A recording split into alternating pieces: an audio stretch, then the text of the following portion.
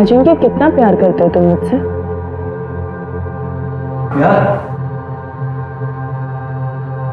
इतना प्यार कि तुम्हारे लिए अपनी जान दे भी सकता हूँ और किसी और की ले भी सकता हूँ। सच? झूठ नहीं बोलता मैं कभी भी, समझी?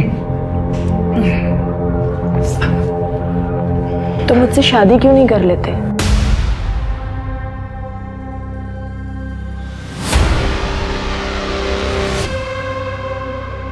कहना और करना दोनों कितनी अलग अलग बातें होती है ना अजिंक्य। तुम मेरे साथ जीना सीख लो। जान लेना जान देना दूर की बात है।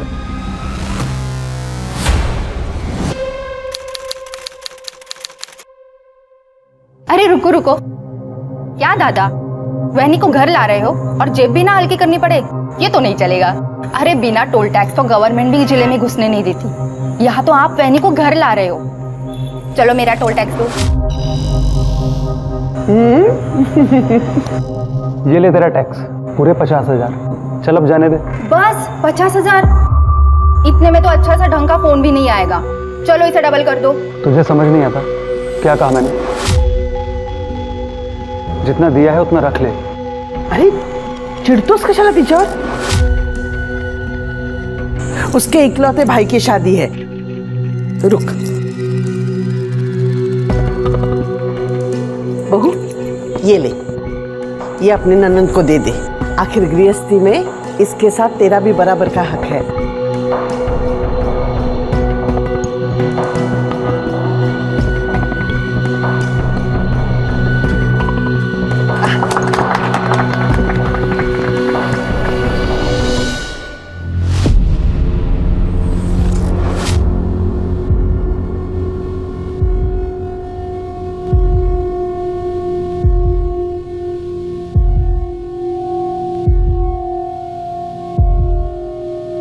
तुम्हें कोई प्रॉब्लम तो नहीं है ना? एक्चुअली मैं बहुत थक गया हूँ, सोना चाहता हूँ।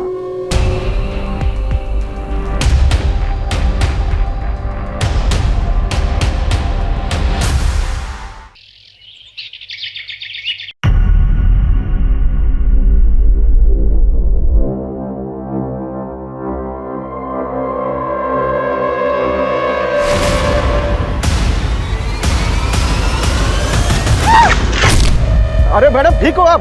मैडम अरे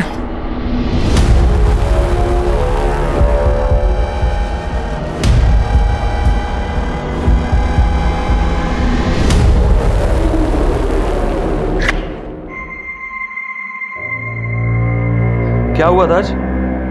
स्नेहा ने बताया कि रास्ते में गिर गई थी तुम। तो आपको क्या फर्क पड़ता है? आप तो वैसे भी मेरी शक्ल नहीं देखना चाहते ना। ऐसा नहीं है ईशा, अपने काम में थोड़ा सा बिजी हूं मैं, बस। तो मैंने कब कहा कि आप अपना काम छोड़ दीजिए? अगर आप तो शादी के बाद से ही मुझे इग्नोर कर रहे हो।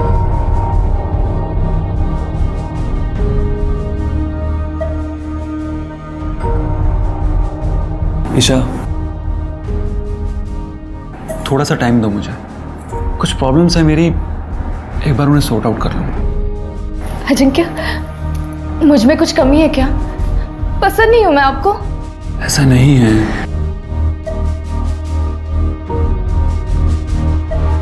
ईशा, ईशा, ईशा, सुबह फ्लाइट है मेरी, मुंबई जाना है मुझे, जल्दी उठना है, तो सोने जा रहा हूं। अजिंक्य,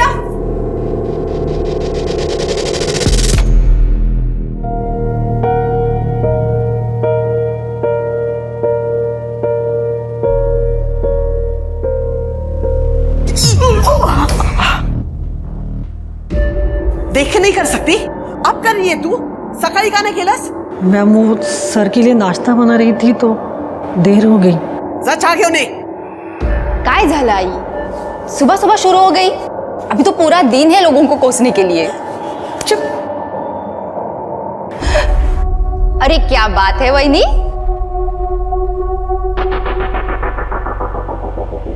सच बताइए, कल रात दादा ने आपको सोने नहीं दिया ना, इसलिए आपकी नींद लेट खुली ना? वैसे दादा है कहाँ? कई दिनों से नहीं दिखे। सुबह उठेगी तो पता चलेगा ना। हा? ऑफिस गया आहे वो, तसा तुमचा डोळा तर दुपारपर्यंत उघडतच नाही. तो आई मुझे भी ऑफिस जाने देना, मैं तो दादा से जल्दी भी उठूंगी. हाँ, पर तुम्हारे खानदान में लड़कियां काम कहाँ करती है बाहर जाके? जो मेरा खानदान है ना, वही तुम्हारा खानदान है. अपने ससुराल जाके कर जो करना है. बिल्कुल सही कहा बहन जी आपने. बेटियों का असली घर तो उनके पति का घर ही होता है. अरे भाई साहब, इसकी क्या जरूरत थी? जरूरत थी. पहली बार जो बेटी के घर आ रहा हूं. वैसे हमारे दामाद जी कहाँ हैं? ऑफिस गया है वो. तुम्ही बसा ना. बस. हाँ, नमस्ते. हेलो, क्या नाम वापस? बड़ा कशी आहेस तो? सब कुछ ठीक तो है ना? कहीं प्रॉब्लम नहीं है ना? एकदम ठीक हूँ पापा. वो रात को नींद पूरी नहीं हुई ना, इसीलिए.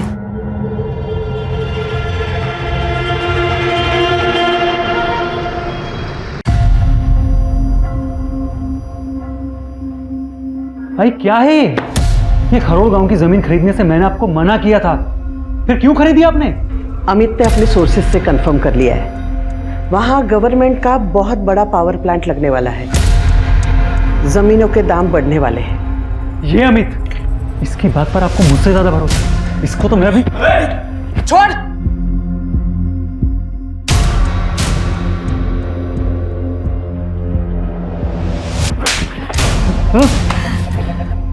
खुद का भला बुरा सोचने की अकल तो तुम में है नहीं, वो भी मुझे सोचना पड़ता है. मेरा जितना भला आपको करना था ना, अब कर चुके हो. अब कम से कम मुझे अपने मन की कर लेने दो. करो. किसने रोका है? अरे आपने रोका है. और किसने रोका है? अजय क्या?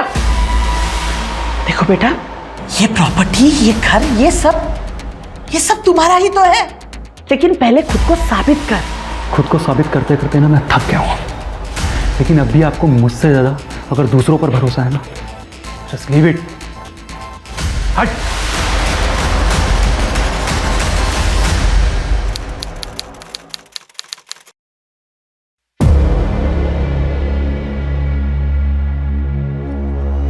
अच्छा एक बात बता,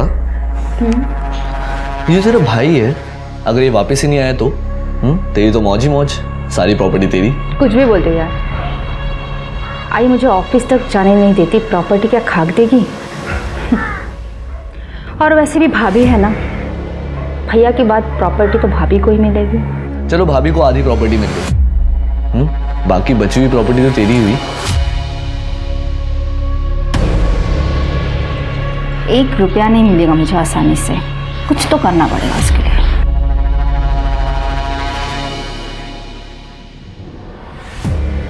सही कह रहा था तू.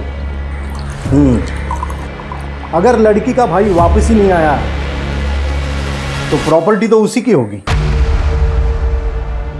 मामा मैं मजाक कर रहा था. लेकिन सच कह रहा था. लेकिन एक बात गलत बोली. प्रॉपर्टी अगर लेनी है तो पूरी ले. आधा हिस्सा भाभी को भी क्यों दे रहा?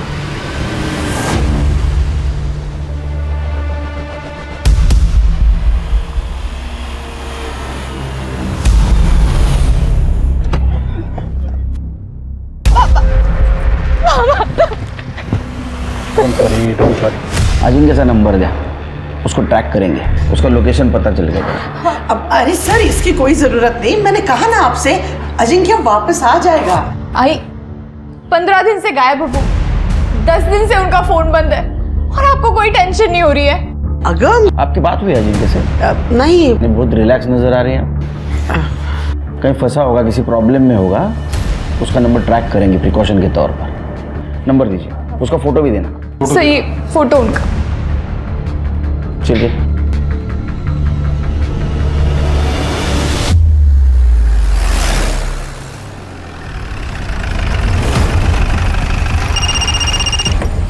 हेलो. हाँ सर. सर हम लोग पिंपरी में हैं. यहाँ अजिंक्य का एक बंगलो है सर, और उसके फ़ोन की लास्ट लोकेशन भी यहीं की दिखा रही है. मैं देखता हूँ अभी. Okay sir.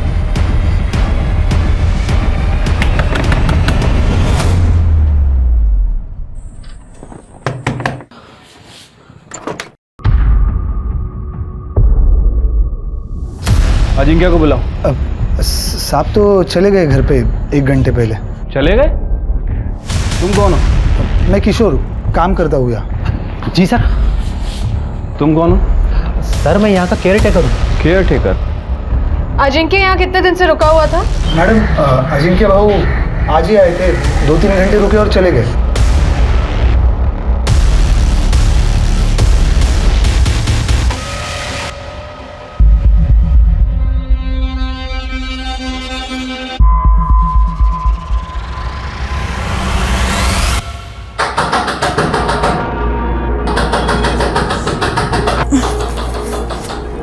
अजिंक्य कहाँ चले गए थे आप? मैं कितना डर गई थी। Thank God. कहाँ चला गया था मैं? यही तो था। अरे कौन है? क्यों दरवाजा ठोक रहे हो? आ तो रहा हूं। क्या हुआ? दादा बाहर पुलिस आ गया था। सर मैंने आपको पहले ही कहा था, मेरा बेटा घूमने गया, गायब नहीं हुआ। ये तो मेरी बहू फालतू में घबरा गई। अजिंक्य इसके बाद में जब बाहर घूमने जाओगे तो घर पे इन्फॉर्म करना। ठीक है, थैंक यू। सीरियसली ईशा, तुमने ये पुलिस को इन्फॉर्म कर दिया? लेकिन आप गायब थे, आपका फोन भी नहीं लग रहा था। मैं बहुत डर गई थी। बच्चा नहीं हूं मैं, अपना ख्याल खुद रख सकता हूं। और आइंदा से अगर तुमने मेरे किसी भी मामले में दखल देने की कोशिश की तो मैं तुम्हारा... बस बेटा, तुम अपने कमरे में जाओ।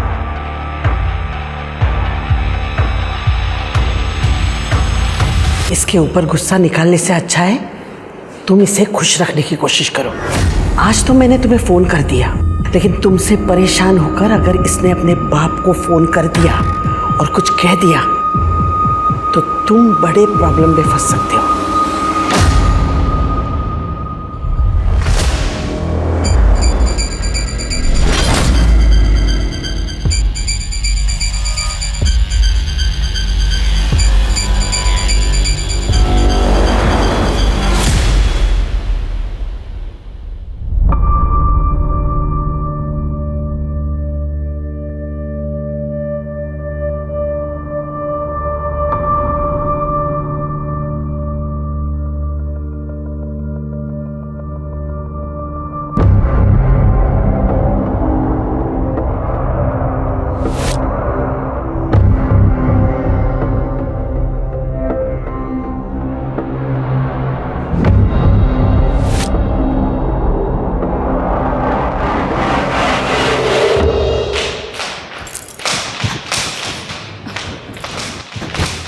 आई।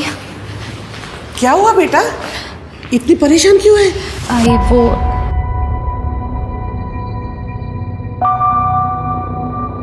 अरे छुपा इसे, कोई देख लेगा। आई मैं बहुत गहरी नींद में थी। अजिंक्य आए थे क्या? ऐसी कैसी नींद है तुम्हारी कि पता ही नहीं चला? अगर अजिंक्य नहीं आता तो ये कौन करता? वेड़ी कुटली।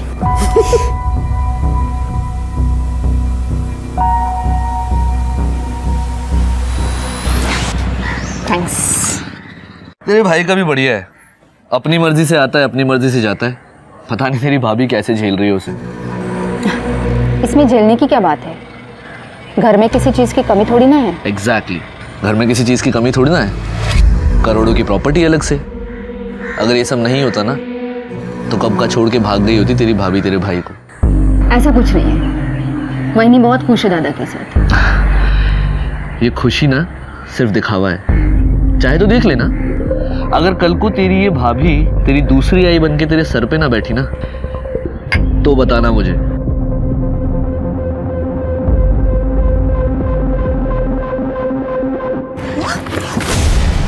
प्लीज मेरी बेटी को बचा लो। सिर्फ तुम ही मेरी बेटी को बचा सकती हो। कौन है आप और कौन है आपकी बेटी? हाँ, मुझे सब पता है कि तुझे पता है कि तेरा पति मेरे बेटी के साथ क्या कर रहा है। हाँ, चुप। तुम उस राक्षस का साथ दे रही हो? तुम सब लोग एक जैसे ही हो। अरे मैडम छोड़िए, हटिए। आप पागल हो गई है क्या? पहले ये तो बता मामला क्या है? कौन है तेरी बेटी? हटिए, पीछे हटिए। आइए मैडम, मैडम आइए, आप आइए। खड़े बैठिए, हटिए यहाँ से।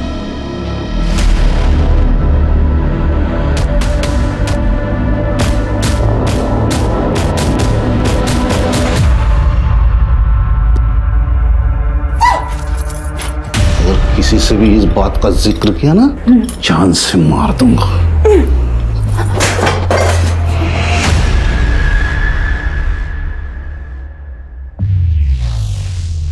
कौन है तुम?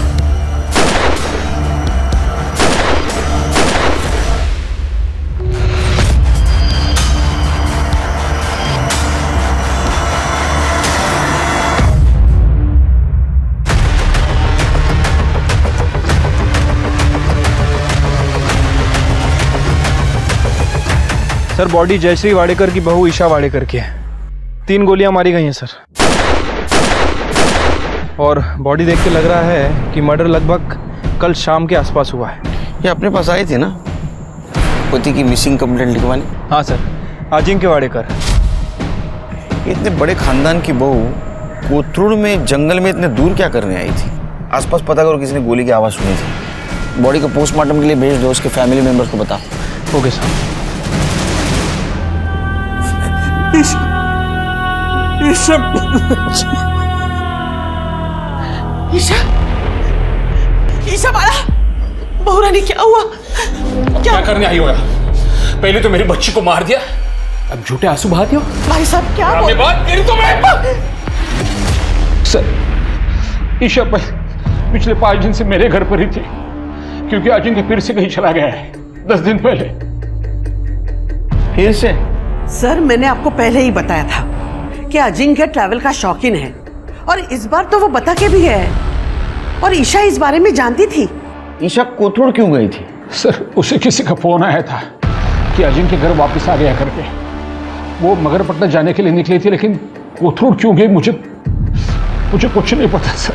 अजिंक्य घर आया ही नहीं था तो ईशा को फोन करके क्यों कहेगा? सर मैंने बहुत बड़ी गलती की है। ईशा की शादी अजिंक्य के साथ करके अजिंक्य के घर वालों ने ही मारा है ईशा को। ईशा ने कभी कंप्लेंट की थी ससुराल वालों के खिलाफ? सर उसकी जरूरत ही नहीं थी, उसके चेहरे पे ही लिखा था कि वो अजिंक्य के साथ शादी करके खुश नहीं है।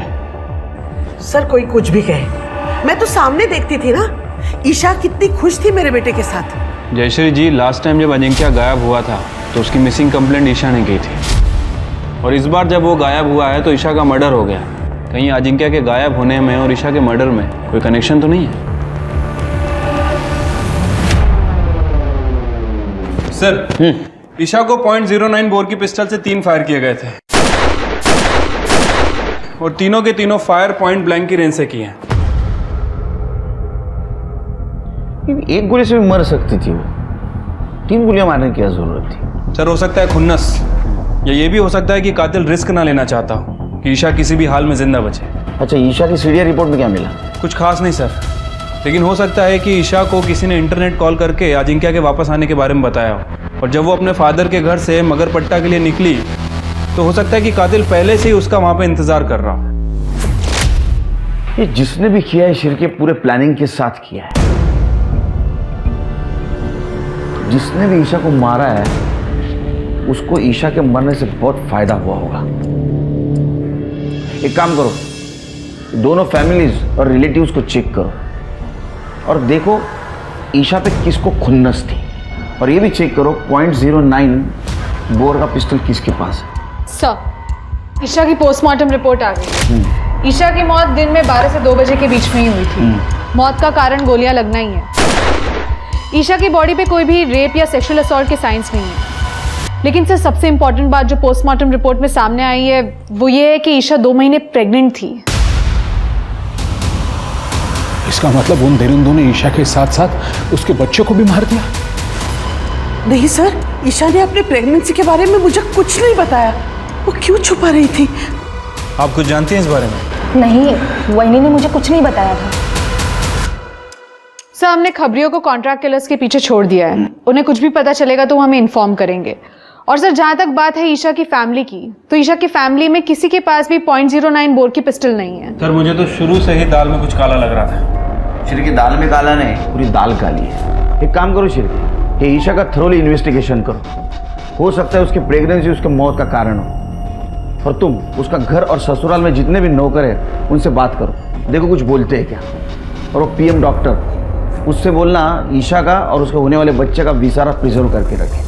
बहुत कॉम्प्लिकेटेड केस है, ये विसारा ज़रूर काम आएगा। ठीक है सर।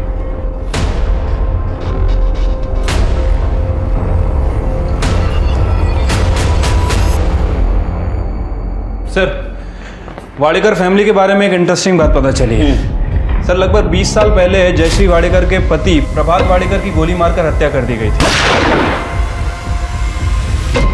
और सर, हत्या के बाद जयश्री ने गांव की पूरी जमीन बेच के पुणे शहर में जमीन खरीदी। और आज जयश्री का जो बिजनेस एम्पायर है वो पुणे की जमीन के बढ़ते रेट की वजह से है।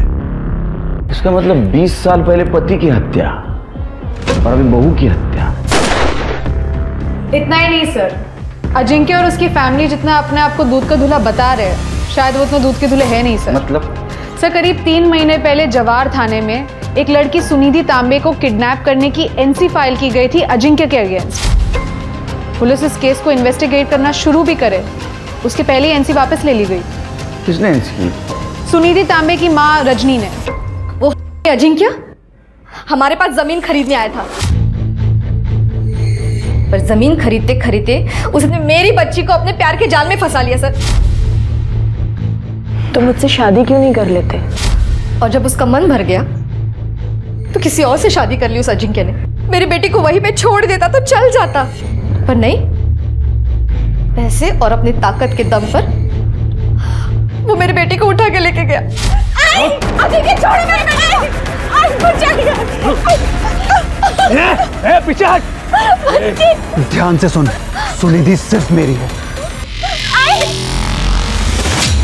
लेकिन आपने तो एनसी फाइल की थी ना। अगर आप उस कंप्लेन को वापस नहीं लेती तो पुलिस उस केस को इन्वेस्टिगेट करती। वो अजिंक्य मुझे और मेरी बेटी को मारने की धमकियां दे रहा था। वो तो मेरी बेटी ने मेरी खातिर बोला कि वो कंप्लेंट वापस ले ले। सुनिधि को बुलाइए, हमें उससे बात करनी है। ती घरात कुठे है? वो अजिंक्य के पास ही अभी तक। क्या? एड्रेस दीजिए उसका। शहर के बाद जो पिंपरी है ना, वहां पे उसका बंगला है। मेरी बेटी वही है। पिंपरी में? हाँ सर, यही मैडम तो थी जो अजिंक्य साहब के साथ रहती थी यहीं पर, मगर 8-10 दिन पहले साहब के साथ यहाँ तक चली गई। ये मैडम को कभी देख के ऐसा लगा कि वो अजिंक्य के साथ जबरदस्ती रह रही है? नहीं सर, ऐसा तो जबरदस्ती मुझे कुछ नहीं लगा। दोनों पार्क में साथ में बैठते थे, सुबह शाम घूमने जाया करते थे, कभी कभी बाहर भी जाते थे। Are you sure इन दोनों के बीच में कभी कोई गड़बड़ नहीं थी? नहीं मैडम, दोनों के बीच में तो कुछ गड़बड़ नहीं थी, लेकिन एक दूसरी मैडम आई थी साहब के यहाँ से जाने के एक दिन पहले, तब दोनों में बहुत झगड़ा हुआ था। क्या वो औरत ये थी? हाँ, यही थी। निकल, चल यहाँ से। निकल इधर से। मैं पुलिस में जाऊंगी। अरे हाँ, तेरे को जहाँ जाना है जा, डरता नहीं हूँ मैं किसी से। सर, बंगलो के केयरटेकर रमेश ने जो बताया था, सर इसे देखकर तो ऐसा ही लग रहा है कि सुनिधि अपनी मर्जी से अजिंक्य के साथ रह रही थी। सर, ऐसा भी हो सकता है कि इन दोनों को साथ में रहना हो, इसलिए दोनों ने किडनैपिंग का नाटक किया हो। लेकिन जब सुनिधि की माँ रजनी ने पुलिस में कंप्लेंट फाइल की तो जान का खतरा बताकर सुनिधि ने अपनी माँ के पास से कंप्लेंट वापस करवा ली। सर, ये दूसरा वीडियो। पॉसिबिलिटी है, क्योंकि ईशा अजिंक्य से लड़ने गई थी और उसने उसको पुलिस की धमकी दे दी, और नेक्स्ट डे अजिंक्य और सुनिधि दोनों गायब हो गए, और अब ईशा को रास्ते से हटा दिया। लेकिन शिरके, इतना सब उसके लाइफ में मैटर चल रहा था कि जयश्री जी को पता नहीं था। सर, ये बात तो ईशा के फादर को भी नहीं पता थी। क्या झगड़े के वक्त से ही अपने फादर के साथ रह रही थी। ना तो उसने प्रेगनेंसी की बात अपने फादर को बताई और ना ही सुनिधि के बारे में।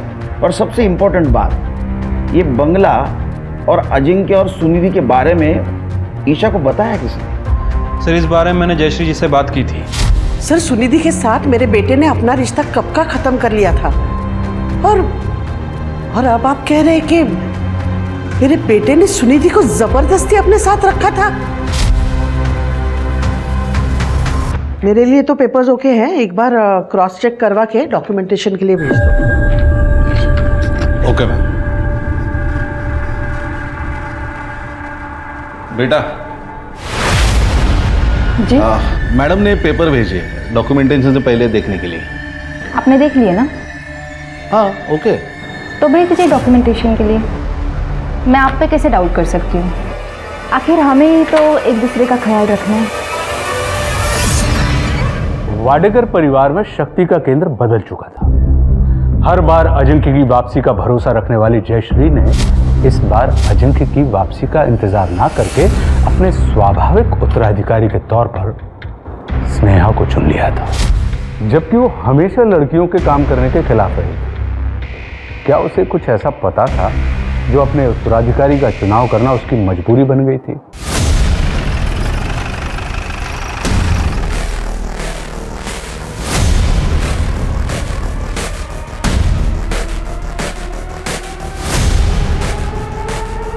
सर ये देखिए,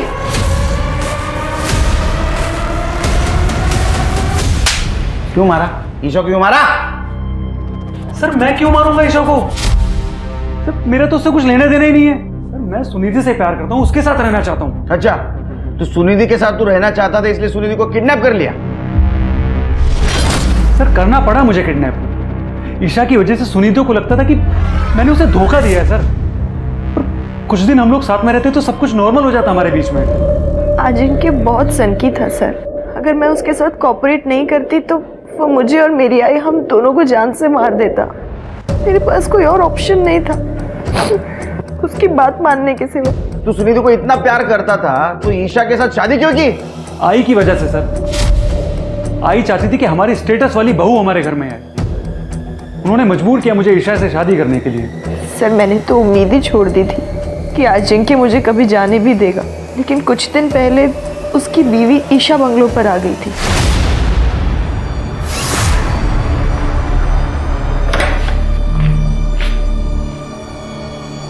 प्लीज मुझे बचा लो, प्लीज। अजिंक्य मुझे जान से मारते, प्लीज। अजिंक्य मुझे मार डालेगा, प्लीज प्लीज जल्दी बोलो। क्या कर रही है? चल बाहर। अजिंक्य बाहर निकल यहाँ से। बाहर चल। प्लीज मुझे क्या कर रही है? अपने काम से काम रखा कर। मैं तेरे किसी मामले में नहीं पड़ता हूँ, तू भी मेरे मामले में मत पड़। अब ये सिर्फ तुम्हारा मामला नहीं है अजिंक्य, मेरा भी है। बीवी हूँ मैं तुम्हारी, तुम्हारे होने वाले बच्चे की माँ। दिमाग खराब है क्या तेरा? हाथ नहीं लगा मैंने तुझे आज तक। हाँ, और तू ये किसी और का बच्चा मेरे सर पे डाल रही है। निकल यहाँ से बाहर। बाहर चल यहाँ से, निकल। चल चल यहाँ से। मैं पुलिस में जाऊंगी और इस लड़की के बारे में सब कुछ बता दूंगी। अरे हाँ, तेरे को जहाँ जाना है जा, समझी? डरता नहीं हूँ मैं किसी से। तो क्या ईशा का बच्चा तेरा नहीं था? सर हमारे बीच में कभी कुछ हुआ ही नहीं है। तो झूठ मत बोला, डीएनए सब सच बोलेगा। सर आपको जो टेस्ट करवाना है करवा लीजिए, जब मैंने कुछ किया ही नहीं तो डरना किस बात का है? अच्छा एक बात बता, ईशा को कैसे पता चला वो तेरे बंगले और सुनिधि के बारे में? सर मैं खुद नहीं जानता, मुझे नहीं पता है।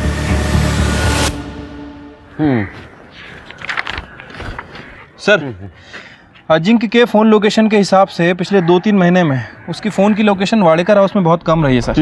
ये देखिए, कभी एक दिन कभी आधा दिन। सर कहीं वो सच तो नहीं कह रहा है? मतलब वाकई में ईशा का किसी के साथ कोई अफेयर चल रहा था और इसीलिए शायद उसने अपनी प्रेगनेंसी की बात छुपाई। नहीं लेकिन सिरके, अजिंक्य जैसा आदमी जिसने सुनिधि को किडनैप किया और बलजबरी अपने साथ रखा, उसका डीएनए टेस्ट करने के बाद ही पता चलेगा वो झूठ बोल रहा है सच बोल रहा है। अगर झूठ बोल रहा है तो अरेस्ट कर लेंगे, और अगर वो सच बोल रहा है तो इसका मतलब ये है कि ईशा की ज़िंदगी में कोई और था। जब आपको मालूम है कि ईशा का संबंध किसी और आदमी के साथ था तो मेरे बेटे को क्यों पकड़ के रखा है? उसे बेवजह जयश्री जी शायद अब ये भूल रही है कि आपके बेटे के खिलाफ किडनैपिंग और रेप के चार्जेस है। सर ऐसे चार्ज तो 50-60 हजार में वापस लिए जाते हैं, और ये काम है सुनिधि जैसे लड़कियों का, जो हम जैसे अमीर खानदान के लड़कों को फंसा के ये सब पैसा वसूल करती है। देखिए जयश्री जी, जी हाँ जी। आप कहाँ से आ रही है? ऑफिस से। सब दादा के नहीं रहने पर किसी को तो काम संभालना पड़ेगा ना। अब आई अकेले तो सब कुछ नहीं संभाल सकती। लेकिन आपकी दादा भी जिंदा है और आपके वहिनी का मर्डर हुआ है। आप कहना क्या चाहते हैं सर? कहना नहीं, पूछना चाहता हूँ। आपके वहिनी के अफेयर के बारे में कुछ पता है आपको? नहीं, मुझे इसके बारे में कुछ नहीं पता। शिरके, मुझे डाउट आ रहा है इन लोगों पर, घुमा रहे हैं हमें। एक काम करो, ये ईशा के कांटेक्ट में जितने भी मर्द हैं सबका डीएनए टेस्ट करवाओ और शुरुआत इस घर के नौकरों से करो। ठीक है सर।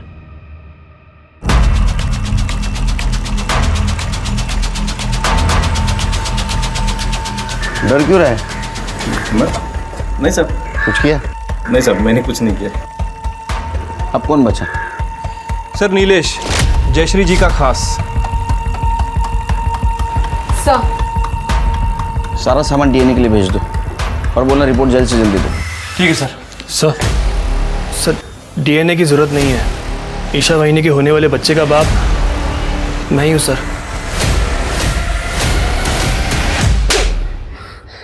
इंस्पेक्टर साहब, अरेस्ट करना इसे। अपनी पोल खुलने की वजह से इसी ने मेरी बहू को मारा और इसकी सजा मेरा बेटा भुगत रहा है। ये क्या बात कर रही है मैडम आप? आपके कहने पर ही तो वहिनी के साथ सो रहा था मैं, ताकि वहिनी को ये लगे कि उसके साथ अजिंक्य सो रहा है। क्यों? शर्म नहीं आती? क्यों झूठ बोल रहा है? क्यों झूठ बोल रहा है? ये झूठ बोल रहा है इंस्पेक्टर साहब, ये झूठ बोल रहा है। सर मैं सही कह रहा हूँ। मैडम के कहने पर ही मैं अफीम लेके आता था, जिसे मैडम वहिनी के दूध में डालकर उसको बेहोश करती थी। दूध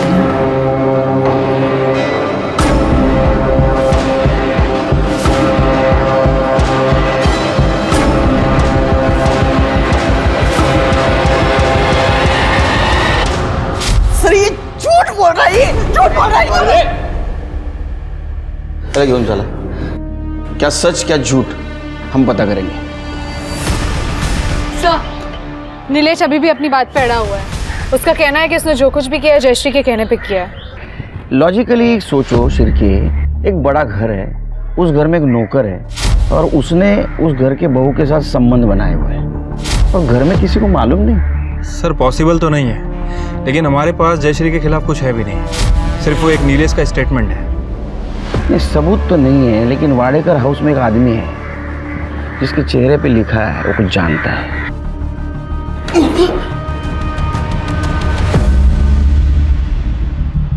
देखो, कुत्ता कितना भी वफादार क्यों न हो, वो पागल हो जाता है ना तो मालिक उसको गोली मार देता है। मेरा इन सब से कुछ लेना देना नहीं है साहब। ये तेरी शक्ल तो कुछ अलग बोल रही है रे, कुछ जानता है। देख अभी बता दे, टाइम है तेरे पास, वरना मेरा हाथ घूमना शुरू हो गया ना तो घड़ी का कांटा घूमना बंद हो जाता है। साहब वो बुढ़िया सुनिधि की अम्मा, उसने वहिनी के ऊपर हमला किया था। तुम सब लोग एक जैसे ही हो। अरे मैडम छोड़िए। पहले क्यों नहीं बताया रे? साहब अगर मैंने पहले बता दिया होता तो मुझे मैडम के बारे में भी बताना पड़ता। वो वहिनी ने बताया था मैडम को वो बुढ़िया के हमले के बारे में। कोई भी ऐरी गहरी औरत रास्ते में तुम्हें मिलके कुछ भी कह दे और तुम घर पे आके झगड़ा करोगे? परनाई, रोड पे कितने सारे लोग थे, उसने किसी से कुछ नहीं बोला, सिर्फ मुझे ही क्यों कहा कि मेरे पति से उसकी बेटी को बचाओ। मुझे कैसे पता चलेगा? नहीं सर, ईशा ने मुझे उस औरत का फोटो नहीं दिखाया था, तो मैं कैसे पहचानती कि वो सुनिधि की माँ है? और दूसरी बात, अजिंक्य के बताए हुए धोखे में मैं थी कि उसका सुनिधि के साथ रिश्ता खत्म हुआ। फिर मैं कैसे गेस करती कि ये क्या मामला है? अगर अजिंक्य ने वाकई तुम्हारी बेटी की जिंदगी बर्बाद की थी तो इसमें ईशा की क्या गलती थी? उस ईशा के साथ शादी करने के बाद अजिंक्य ने मेरी बेटी को दूसरी औरत का दर्जा दिया था, जो मैं कभी भी बर्दाश्त नहीं कर सकती थी मैडम। इसीलिए मैंने ईशा को मारने की कोशिश की थी।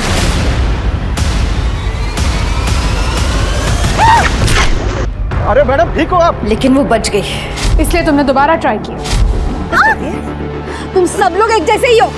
अरे मैडम छोड़िए। लेकिन तीसरी बार ईशा बच नहीं पाई, वाकई तुमने उसे मार दिया। नहीं नहीं, मेरी आई ने ईशा को नहीं मारा है। मेरी आई किसी को भी नहीं मार सकती है। मैंने सुना था ईशा को 3 गोलियां लगी थी ना। एक बार हमारी हालत तो देखिए, मैं अपने बच्चे का इलाज नहीं कर पा रही थी हॉस्पिटल में, इसलिए उसको घर पे लेके आई। जो धक्का वक्का करना था वो मैंने किया, पर ईशा पे गोलियां चलाने के लिए पैसे मेरे पास नहीं थे। मैडम लेके जा रहे हो? मैडम छोड़ो मैडम, मैंने कुछ नहीं किया। मेरी आई ने कुछ नहीं किया। सर ये जयश्री कभी नहीं चाहती थी कि स्नेहा बिजनेस में दखल अंदाजी दे, लेकिन अब ये स्नेहा बिजनेस में दखल अंदाजी देने लगी है।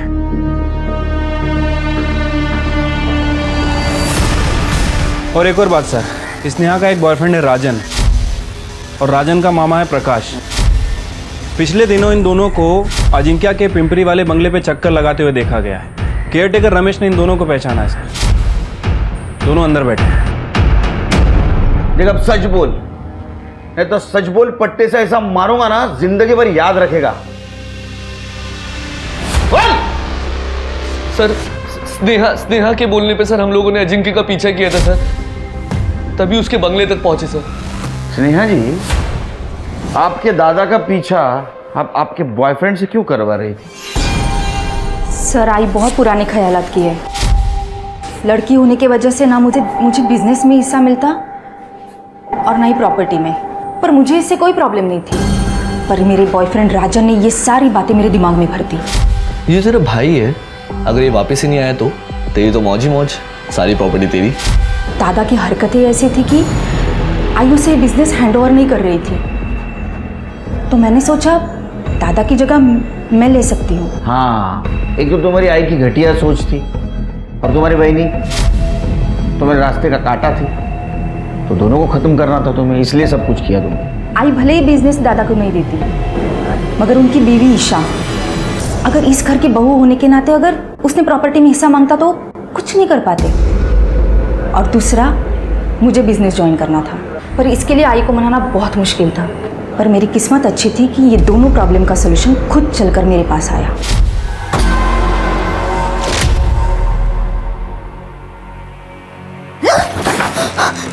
ये क्या कर रहे हैं आप? डर क्यों रही है?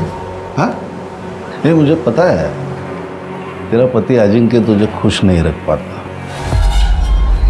तो बोले तो वो कभी मैं पूरी कर दूं। हिम्मत कैसी हुई आपकी ये सब सोचने की? मैं भी आई को सब बोल दूंगी, सब बता दूंगी। अगर किसी से भी इस बात का जिक्र किया ना, जान से मार दूंगा। वैसे भी तो किसी से भी ये बात कहेगी ना, तेरी बात कोई नहीं मानेगा। लेकिन अगर मैं आई को बताऊंगी ना, तो वो जरूर मानेगी।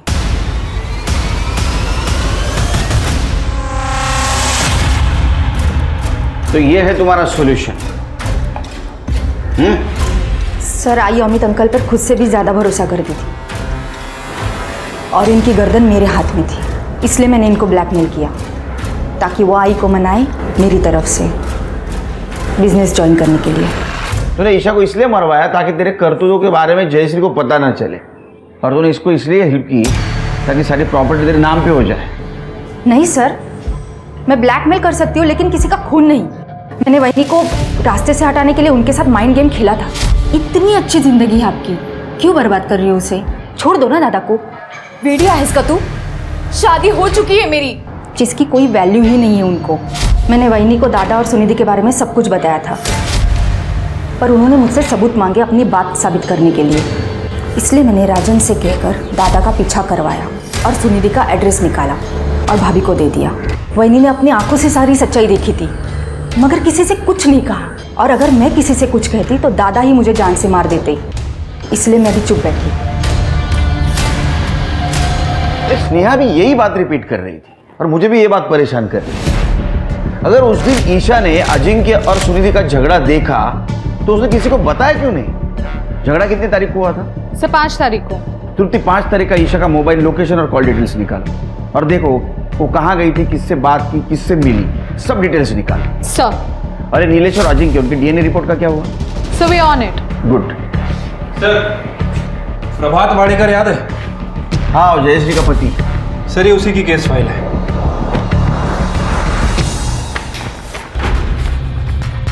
और सर ये, अरे तो उस्मान शेख है, शार्प शूटर, ये तो जेल में बंद था। हाँ सर, ये 2 महीने पहले ही जेल से बाहर आया है। और सर इसका प्रकाश वाडेकर के मर्डर में बहुत ही तगड़ा लिंक है सर। प्रभात वाडेकर की मौत .09 बोर की पिस्टल से हुई थी और ये उस्मान के पास भी .09 बोर की पिस्टल है। इसके ऊपर पुलिस केस भी हुआ था, कोर्ट में पेशी भी हुई, लेकिन इसके खिलाफ कोई सबूत नहीं मिला, इसलिए इसे रिहा कर दिया गया। ईशा का मर्डर हुआ उस दिन इसके फोन की लोकेशन 12 बजे से 1 बजे के बीच कोथरूड की है। शिरके गुड वर्क, कम से कम एक सिरा तो मिला। इस सिरे को पकड़ के हम किनारे तक पहुंचते हैं।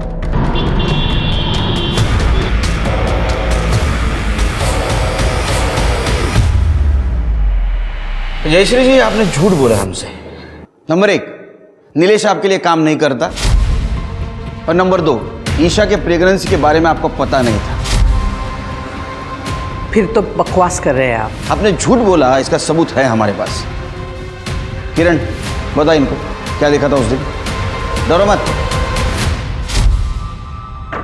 मैंने तुम्हें अपने बहू के साथ सिर्फ सोने के लिए कहा था ताकि वो अजिंक्य के धोखे में रहे। तुमने उससे प्रेग्नेंट कर दिया, इडियट। गलती होगी मैडम।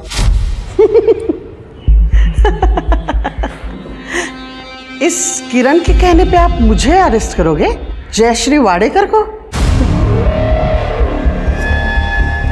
पिछले 15-20 साल से ये यही पड़ी है। इसके मुंह पे अगर मैं 5-50 हजार रुपया मार दूं ना तो पलट जाएगी ये। फिर क्या करोगे आप?